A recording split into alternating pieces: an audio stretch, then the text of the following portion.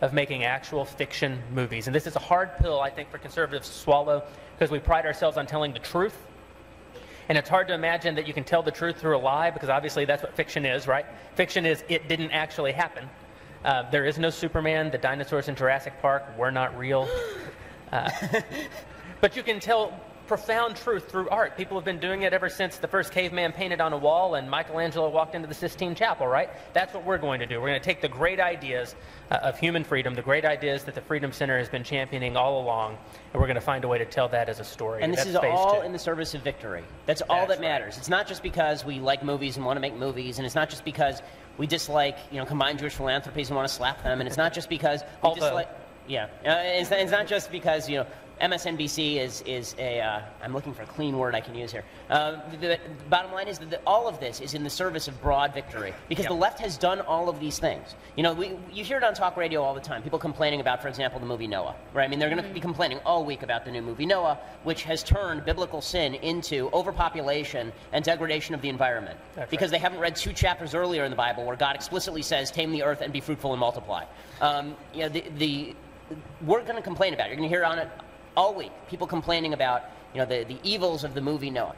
And that doesn't accomplish anything. No, the conservative solution will be that movie Noah with a $100 million budget that was seen by 35 million people in its opening weekend really hurts our cause. Somebody should make a good documentary that tells the truth about Noah, or maybe write a tract. Exactly, and literally tens of millions of people will go see this movie. Of course they will. And 5 people will see the documentary. The fact is that we have to engage them on every battlefield where they have engaged. We cannot leave a battlefield open because, I mean, if you think of this tactically, the fact is that they are running around us they're flanking us using Hollywood. We're busy with the full frontal assault on the political sphere, and even there we're holding back. Even there we're not releasing all of our troops, which is what we're doing now, with Hillel, with J Street, with the media. That's our frontal assault. But we need to be countering this flanking motion that's happening on the part of the left, using culture, using Hollywood. I promise you that there are more young people who are being convinced about politics by watching movies like Noah and watching movies like Avatar than are ever going to be convinced because people vote at an intellectual level. People think at an emotional level. It's all emotion. People and the truth is that people react emotionally against something. You want to know why all the they're not liberals, why all the leftists out there hate you? They hate you and have a visceral emotional reaction to you. Not because they know you, they don't know you. Not because they know your ideas, they don't know your ideas. But because they saw a movie about you once where you were the guy who wouldn't allow your daughter to go dancing with Kevin Bacon. That's right. Or you were the vicious corporatist. Right, or you run a corporation, and corporations, as we all know, are evil. And it's always evil white men who are actually, if there are Islamic terrorists, as in season 4 of 24, it's actually because there's some evil, vicious white corporations standing behind the Islamic terrorists. Yeah, they hate you because they do know about you. They know about you because they have an emotional reaction to the things that they've heard about you.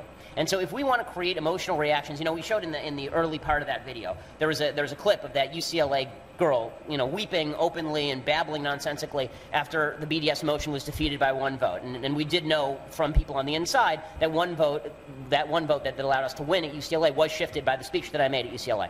The fact that she is crying that way, the fact that she is reacting emotionally that way is a testament to the strength of the emotions on the other side. That's right. And so instead of looking at her like she's crazy, we have to look at her like she is first of all standing up for evil, but second of all emotionally invested in it. Are we as emotionally invested? And I think we are. That's the thing. I think we all are. I think that we've spent the last 5 years, 6 years, maybe 20, 30 years getting pissed. Honestly, whenever I go around the country, the overwhelming feeling I get from people is frustration and anger. What can we do to help? What can we do? And the answer is we can fight them wherever they appear.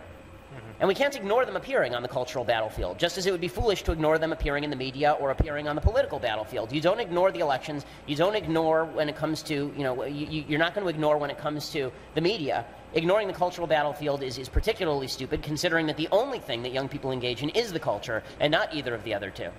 And so all of these steps are necessary, and this is why we're building what we really feel is a full army here. I mean, the goal was to build an army that's a distribution mechanism for product. The goal here is to build an army. That's a group of people who are going to do everything that we need them and want them to do. The goal is to build an army to feed us information because we're a tiny organization. I mean, literally, the 2 full-time employees at Truth Revolt are me and Jeremy. Everybody else at Truth Revolt is a part-timer. Everybody. I work during class. So. And that's what we do. And we've been able to do all of this on a shoestring. So when we really are able to rev up, I mean, look, Heritage Foundation is a wonderful organization. They do a lot of good work. We don't need more white papers. Okay? We don't need more white papers. Just putting it out there. A white paper that's read by 5 people in Congress and may contribute to one provision in a 1,000-page bill, that is significantly less valuable than the fact that we are losing the entire base of the country. Yeah. The reason that the conservatives have been losing in America is because you lose the culture and then you lose the law. You lose the culture and then you lose the politics, not the other way around. Barack Obama isn't making movies. Movies are making Barack Obama. And so this is why we're engaging in, and you know, there are folks who say, well, you can't do all these things. You're right, I can't. That's why Jeremy's here. You're right. I can't. That's why Daniel's here. You're right. I can't watch MSNBC. That's why Alicia's here. Alicia monitors. I mean, I'm sorry for her. We had to pay her to do this. She monitors several MSNBC shows every single day. You're welcome. That's why Paul is here. She suffers so you don't have to, Yeah. right? She watches MSNBC for your sins. That's why. That's why Paul Blah is here. Paul, stand up. Paul's our administrator over at TR. And we've built this team to do all of these things. And we've only signed up people who want to fight. We are an organization of fighters. There's nobody on this boat who's not going to be pulling at their oar. And if I have to call them and ask them what they're doing, then they're not going to be at the organization. And everybody knows that, and everybody is a self-starter. We only hire self-starters. We only work with self-starters because guess what? On the other side, they're all self-starters. On the other side, they're emotionally invested in the defeat of evil, namely us. That's right. So we have to be just as emotionally invested in the defeat of true evil. And I mean that, namely them, because they're the ones who want to destroy the foundations of the country. They're the ones who want to destroy our allies. They're the ones who want to destroy everything that we stand for. They want to destroy the basic fundamental principles of the Declaration of Independence and the Constitution. These are the things they want to destroy. And now that I do have a daughter, and now that I look at the country that she's going to be growing up in, it only redoubles my determination that these people must be stopped. They must be stopped. And the only way to stop them is to fight them everywhere they stand. Not just here, not just there, not just in white papers, not just in dropping $300 million worth of 30,000-foot ads in battleground states that accomplish nothing. Yeah, the $300 million making commercials that there's a little invention came out recently called the DVR. Nobody watches commercials. And meanwhile, they're spending money actually making the TV show. Barack Obama is literally putting money into putting Obamacare messaging not into commercials that play between segments of episodes of your favorite television shows. No, it's built into the actual storylines of your favorite television shows. Michelle Obama is going to be on the season finale of Parks and Recreation. Yep. This is what they do. And they do it very cleverly. And it's messaged in every single thing that they do. I mean, it was recently I saw, how many of you saw the movie Frozen with a kid or a grandkid? You know, this is the new Disney film. So I took my wife to see it because we love Disney films. And there's a line in this song, which has now become wildly popular. It has 150 million hits on YouTube. The song Let It Go. Right? There's a line in that song, right, tailored for children, this song. And the line is, no right, no wrong, no rules, I'm free. Right? That is the definition of leftism. The definition of leftism. And it's being spoon-fed. I mean, it's the same stuff Lady Gaga's saying, except it's being spoon-fed for kiddies. Right? They're very clever in how they do it. We have to be twice as clever and twice as hard-hitting because they have a head start. A big head start. I'll add on campus, people ask me, are you conservative? Are you pro-Israel? I said, I'm not pro-Israel, I'm pro-truth. And as a function of being pro-truth, I'm pro-Israel. Yeah. Exactly. That's how we have to message. Exactly. Yeah. Exactly. You touched a little bit on Michelle Obama and how we see the administration kind of accepted and glorified by Hollywood. I mean, recently, even Kobe Bryant came out, and we joked about this on air about, oh, you know, why doesn't Obama just take Kobe's spot for the Lakers because he spends so much time talking about March Madness and stuff. And then Kobe Bryant comes out and says, yeah, I think Obama would be a great NBA player. So when you have celebrities... He actually compared him to Tiny Archibald. Yes. He did. Like the NBA Hall of Famer, Tiny Archibald, as opposed to the guy who sat on the bench for Punahou High School in Hawaii. Which, I mean, I have family in Hawaii. Punahou is like all white, very expensive high school. So how are we supposed to combat, because Ben, I think I know how you feel about this, but how do we appeal to people's emotions or humor when there's conservative politicians or Republican politicians? Should they be appearing on Between Two Ferns? Should they be appearing on The Tonight Show with Jimmy Fallon to appeal to the younger generation? This is a tactical thing. You have to scope out the audience. right? Mitt Romney appearing on Between Two Ferns would go very differently than Barack Obama appearing on Between Two Ferns, because the person interviewing is not pro-Mitt Romney, right? I mean, the right tends to walk into these bear traps and then be surprised when it's a bear trap. They'll go on Jon Stewart, then they're surprised when they don't get tossed softballs the same way that President Obama does. You know, the answer is not to, you can't co-opt, or you can, it's rare. It's very rare to co-opt somebody's own show and use it against them. Piers Morgan. It happens. And it's fun when it does, but it's a rarity. You know, this is why we have to get in the business. We've done this on every other front, right? They create something and we do it better, right? They create a machine and we make a better machine. This is something that and it's astonishing that the right has decided that they can't do it, and they're so risk averse that they won't do it. This is the beauty, by the way, of a 501c3 organization, is that, you know, as opposed to somebody who's going to come to you and pitch you on, you know, a Ronald Reagan biopic, and you have to now make a profit on a Ronald Reagan biopic. I mean, what we're talking about here is an informational campaign, which is really what movies are. And so it's actually, this is why the DHFC, this is why Truth Revolt is a perfect forum for doing this sort of stuff. Because what you're investing in is not profit that you're going to make from a movie. You're investing in the fact that there are going to be 2 million people who watch this movie. Stoning of Soraya M is a beautiful example of this. I mentioned this, I was speaking to some folks the other day, and I said this. Stoning of Soraya M, which is actually a very good film and a very effective film, it was probably seen by 150, 200,000 people total. Now, it was not a box office success. But if it's done at a 501c3 level, if it's done for informational purposes, it's a tremendous messaging success. By the way, it's shown underground in Iran all the time now. Exactly. So we have to understand that, yes, we have to sacrifice to get into this business. And no, we're not going to come out immediately with $150 million blockbusters with, you know, Chris Evans and Samuel L. Jackson. Chris Evans hates me, by the way, which is odd. He tweeted so that the other sad. day. Captain America hates Ben Shapiro. Yeah, he does.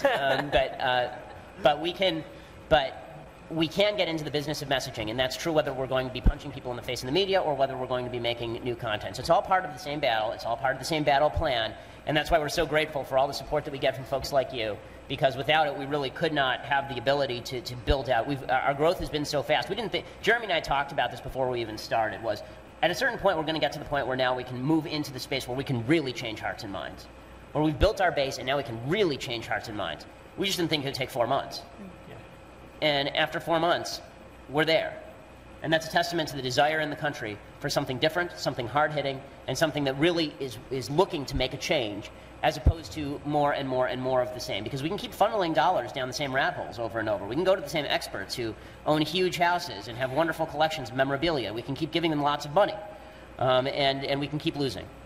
Or we can begin changing things. You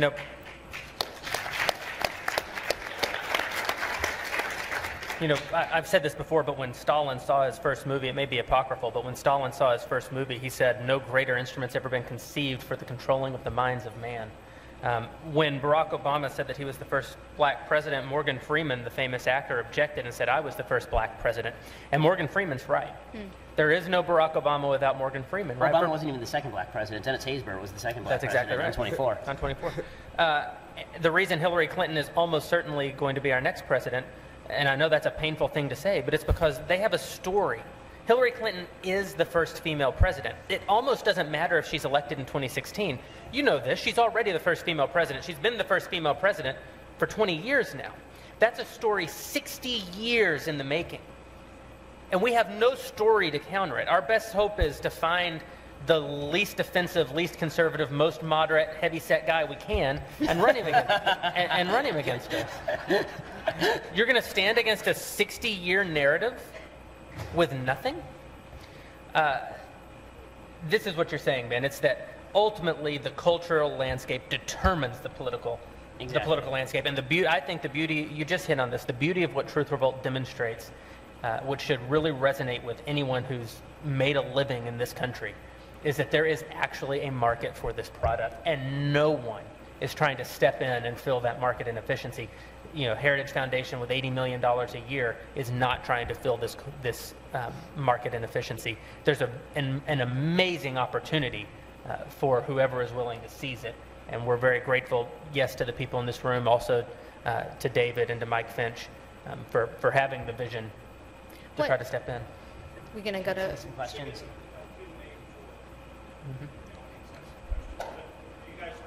Yeah, absolutely. Sure. We've got the standing mics that we Here's a thought I'd like you to respond to. It seems to me the perfect scenario is it's been a few years you guys are making entertainment products or participating in making them that are hits by themselves, that are hits without regard to the content, and the content is just implicit in these smash hits that millions of people see. Is that the goal? Yeah, I mean, well, one of the things that we're doing, and this has been one of our goals all along, is not just to create good content, but to create the distribution platform. I mean, one of the questions that we get all the time is, okay, so who's your list, right? How are you getting this stuff out? Well, the answer is that every single day, that's what we're building, right? I mean, that's why we've built an email list of 45,000 people. It's why the center has an email list of 150,000 people. It's why we've created partnerships with groups ranging from Young Americans Foundation to, yes, groups like Heritage Foundation, where we're going to be working with a lot of these groups. It's why we've built partnerships with news organizations like Breitbart. It's why we do what we do to gain a broader distribution mechanism. Because look, we understand we can't rely on it. Let's put it this way: 2016 was independently distributed. Second time around, it's going to be distributed by Lionsgate, right? Because now the left understands. Okay, this was a success, and now we're going to have to get in the business of getting into this. The goal is to build a distribution platform so strong. This is where Glenn Beck is very smart. It's to build a distribution platform so strong and so resonant that you can distribute product, and it almost doesn't matter what product you distribute at a certain point if you have enough people who like it. And I think that our goal today is to say to the people in this room and people around the country who are patriots, we want to say, please give us some money so that we can take this message and give it to young people. Our goal 10 years from now is to say to young people, give me $10 and I'll give you our lesson, right? I mean, that's what Hollywood does. People pay $10 to get indoctrinated by Avatar.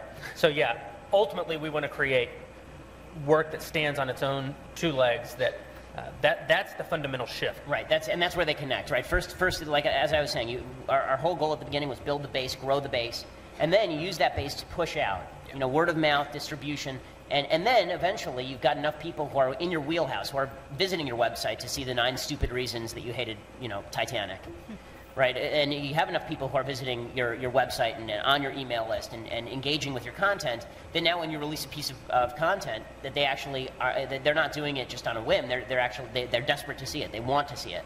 And I can promise you that aside from 2016, the number of people who are desperate to see documentaries is very, very low. I mean, that's just the reality of it. The most successful documentaries of all time are about as successful as a C-level movie in Hollywood. So we need to go. I'm not a fan. I've said this to Jeremy and other folks so many times. I'm not a fan of trying to draw the audience to me. I want to go where the audience is. The audience. This is why, for example, we now have a relationship with Young Americans Foundation, where instead of us setting up events on college campuses and trying to draw students to come watch David or me speak, we're going to set up. We're going to have them funneling us information about events that are already going on. We're going to go and crash the party. Let the left draw the crowd, and then we'll send Ben to tell them they're all Jew haters. Correct. Go ahead, sir. I want to preface my remark by saying I think this is an extremely interesting and innovative entrepreneurial thing that you're trying to do. You've inculcated Andrew Breitbart's view that politics is downstream of culture. But we've all been ticked off in this room and other places in conservative about David Brock and Media Matters for many, many years. What do you say to the charge that you're our David Brock and this is a shoestring version of Media Matters? Well, good, F that guy. I said good, F that guy.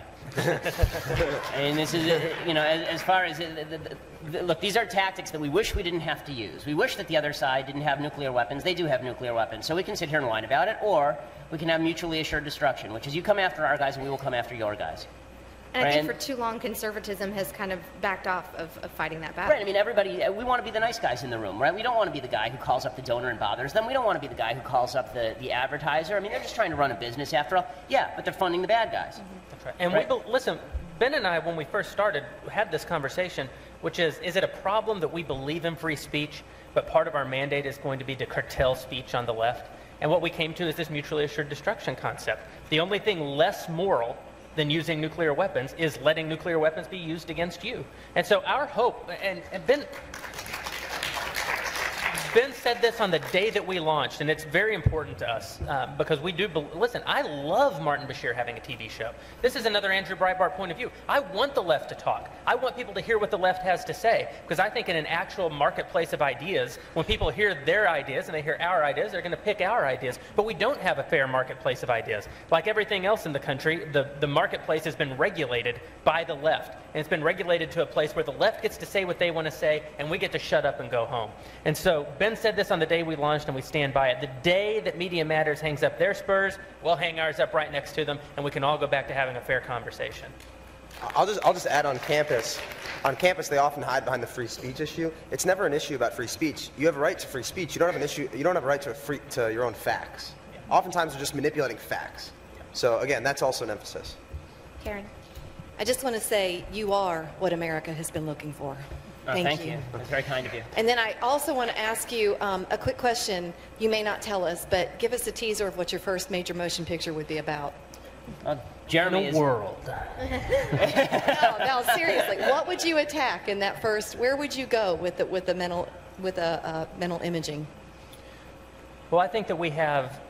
I think that movies are better at communicating general ideas than specific ideas. And this is what the left does so well. In fact, when they try to get too specific, their movies start to fall apart. You wind up with Redacted or the 13 other anti-Iraq Green war. Zone, yeah. Yeah. The beautiful thing about Redacted, Redacted cost $25 million to make. At the domestic box office, it made $25,000. By the way, that's a hit for Hollywood. I mean, it accomplished what they wanted it to accomplish, right? It wasn't a business decision. But the lesson from that is that when you try to use a movie to do a movie is not the job for a scalpel, it's the job for a hammer. And so, we want to we have 3 concepts right now at the feature level, and they may sound frivolous, but they're actually the most important things we can do. We want to make a sci-fi horror movie that's about the surveillance state and about the fact that you have no freedom of information anymore. We want to make a superhero movie that's about free will versus forcing your will on other people. And we want to make a specific movie about the terrorism of Palestinians against Jewish civilians. That's the most specific we want to get, but it's to answer a very specific weapon that's being used against us. Right, and I've been talking with folks, that third one in and particular, exactly. There's actually a movie out, I don't know how many of you have seen it now, it's called Little Town of Bethlehem. It's actually funded by the Hobby Lobby guy. It's a dramatically anti-Israel film. I've talked with folks inside the Israeli government, and they say that it's one of the most damaging things to the state of Israel that's happened in a very long time. And it's a fiction film that is based around the idea of the suffering of Palestinians. So this is a direct response to that. But the goal is we have to take baby steps. We have to walk before we can run. That's right. And so we are testing the waters. We're going to start just like we've done here. I said to Mike when we first started Truth Revolt that we didn't want one day where we were operating in the red. And in terms of our costs exceeding the amount that people were giving to us, because we don't want to be Democrats, and we don't want to be leftists. So the same thing is true here. We're going to gradually attune people to what we're doing, because let's face it, you get in a room like this with a lot of people who are really politically motivated, and you say, the most important thing you can do is a superhero movie, and they say, what? Hillary Clinton's running in 2016, and the answer is, we're right. And yes, Hillary Clinton is running in 2016. Those two things are not mutually exclusive. And so we have to drive on all levels. And this is why, it's not we're abandoning our core mission, far from it. We're using our core mission to service in even more broad and important part of that core mission. The generational struggle. And the reason you make sci-fi action horror movies and action movies and superhero movies is because those are the movies people actually go see. You want to know how to reach young people? Why don't you ask a young person once in a while instead of asking a 75-year-old consultant? No, really, ask somebody who's 17. I swear to God, if I talk to the number of people who I've talked to who say, the way to reach young people, and the person hasn't been young since Steve McQueen was starring in Great Escape. The way to reach young people, and they're struggling with an iPad. Is the I capitalized or is it lowercase? No offense. Yeah, you want to know what young people think? Talk to some people who are young and go where the young people are. And it ain't hard to figure out. You can see what young people want because we see the Nielsen ratings. We see which movies they watch. We see what they do on a cultural level. We see that they watch 40 hours of TV every single week. How many hours do they spend reading Frederick Hayek or pamphlets about Frederick Hayek? So, you know, we got to go where this is pure. What's the name of the bank robber? Right. We go where the money is. Right. You rob the banks where the money. Why does he rob banks? Because that's where the money is. Why are we going to go into Willie Sutton? Why are we going to go into this business? Because this is where the young people are. We don't want to have to search them out. We don't have to go out there with a magnet. By the way, if you can locate me the 18-year-olds who would prefer to sit there reading Frederick Hayek to watching the movie 300, I will pay you $1 million right now. That person does not exist.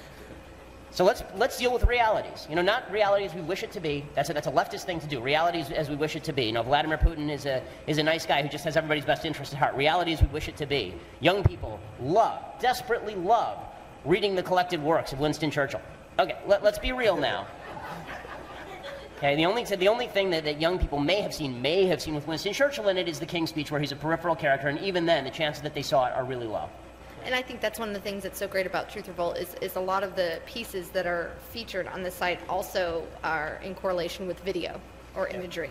And even, I mean, for not even young people, but my mother's ADD and she's 56 years old, and she's like, I love going there because I can read a quote, I can read 1,000 words or less and get the information that is also in the video. Right. I mean, this is what Front Page and Truth Revolt do differently. Front Page is a place for thinking. Front Page is a place where you have 1,500-word articles that give you the full perspective on what Vladimir Putin is doing in Crimea. Truth Revolt is, here's what happened in the last 5 minutes, here's why it's important, 250 words or less. Right? It should take you 5 minutes to view every article on TR. And that's what we see. I mean, the time spent on site for us is significantly lower than Front Page Mag, but our traffic is significantly higher than Front Page Mag. And that's because people are coming and they're seeing what they want to see and then they're leaving. And that's fine. And it's our job to bring them back 5 minutes later and tell them what happened while they were gone. Correct. And by the way, it's worthwhile saying this because we haven't said it yet, and this is off the point, but it's worth saying. When it comes to fundraising, we are very project specific. So this is not sign us a blank check and we'll come back to you later and tell you where it went. I mean, it really is. We try to be as transparent as possible. And when I say try to be, we are as transparent, not like Barack Obama. Like if there's a FOIA request, we'll actually answer it. And we will not restrict media access. Everything is project specific because people should know where their money and their time and their effort is going. They should always know that because, again, we are not communists. And if we stop winning victories, don't give us any money. There was a guy who called in who's a businessman. He does business all over Eastern Europe. And he was saying exactly the same thing. There's no substitute for Voice of America. There's nothing. But I'm going to use the Rand Paul line here, which is a rarity for me.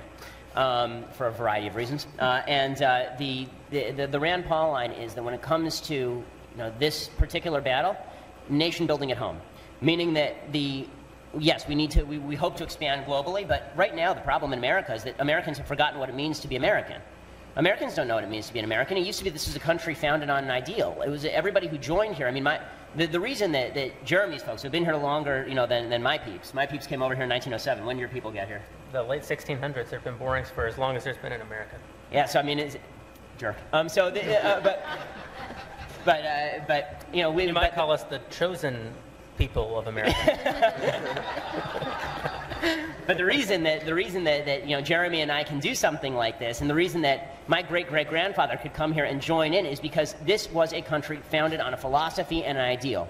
And there are people who are born in America who, frankly, don't belong here because they don't buy into the ideal, and there are people who are trying to get in who do belong here because they do believe in the ideal. When we became a nation that was not founded on an ideal, but a nation founded on birthplace, you won the gene lottery. Congratulations, you're born here, and now you get all the benefits. Then we lost our way. Americans need to be reminded in every way possible, from cultural to political to browbeating people. And yes, we're not afraid to do that. And shaming people.